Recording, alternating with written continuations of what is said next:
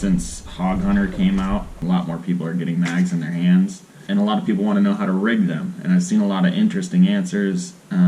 I'm just gonna run off a quick video and show you guys how I rig them, how I've always rigged them. Most people do it with wire. So I've had wire actually break multiple times, the 7-strand wire, and I've had a lot of buddies that have had the same thing happen. Another thing with wire is that it's very stiff, so you really don't have a lot of freedom and movement with that wire. So what I do is I actually run 30-pound monofilament, and I run it from the line tie. I know with the new HawgHunters you can run from this rear assist right here, but I still don't like to do that. I still like to run it from the line tie. It gives you a couple extra inches of line to the hook, so you have a little more leash between the fish and the bait when they actually get pinned on that rear treble or quad. In this case quad, you actually have a little more distance from the bait, so when they come up and start throwing, that bait's a little further away, so it can swing a little bit and there's less chance of them throwing that hook. Like I said, 30-pound monofilament. I use P-Line CXX. I've always used it. I've never had a problem with it. Some people call it trash. Maybe it is. Maybe I've just gotten lucky with it for 7 years. I don't know. But what I do is I run it through that line tie, and I just do a super simple improved clinch knot, right? And we just cinch that down. But you're going to take that from the line tie, and you'll see you kind of have some leash. And you're going to want to give yourself a length that goes right back to that rear fin. I just cut it off. And then I take a quad. I didn't get one. Damn it. Size 1 quad. You got that length of leash right here. And you're just going to do the same thing. You're just going to do an improved clinch to that. This is what's going to take a bunch of times to kind of get down, the practice part of it. Maybe you'll be better than me. I don't know. I still find a way to screw it up pretty consistently. But you want to just kind of leave yourself, because when that knot cinches down, it's going to pull down quite a bit. And there's obviously a bit of stretch in mono. So you just want a pretty tight leash on this knot. And you're just going to run a quick one down.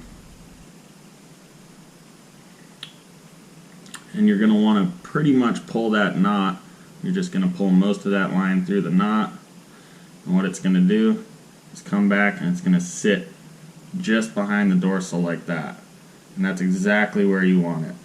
I like to take one of the hook points and actually bury it in the bait just behind the dorsal like this. Get it tight so that that mono doesn't swing around too much, have too much slack in it. That way you actually have 3 hooks protruding from the bait. 3 points that the fish can get hooked on. A lot of people like to pin it with a paper clip, whatever. I get that. I've done it. I mean, it works. But yes, this is going to tear your bait up a little bit. When you start catching fish, it's going to tear out. But you just get mend it and seal that back up. But if you're going through a ton of fish, you live in NorCal or whatever, maybe it will be better for you to just pin it if you're going to be catching 5 or 6 a day on the thing and you don't feel like gluing it all day. For me, this works great. This has been responsible for tons and tons of big fish for me, rigging it like this, and I have never had it fail, which is awesome. In the swim bait world, there's very few things that I've had not fail. So once you have it cinched down the way that you want it and seated properly, then you can take your cutters, scissors, whatever, and just clip those tag ends. Oh, one last thing. So when you get your mags or HawgHunters or whatever, HUDs as well, first thing I do out of the package is before or after I rig it with a stinger is that jig hook, you can see, is actually pretty slanted down.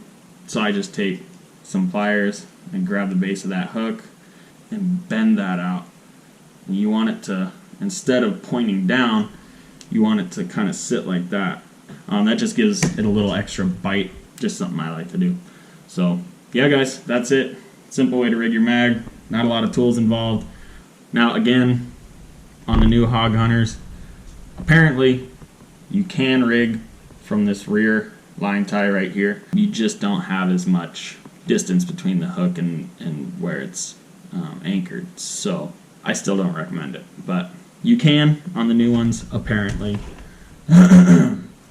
On the old style, do not rig your mags from that loop behind the hook.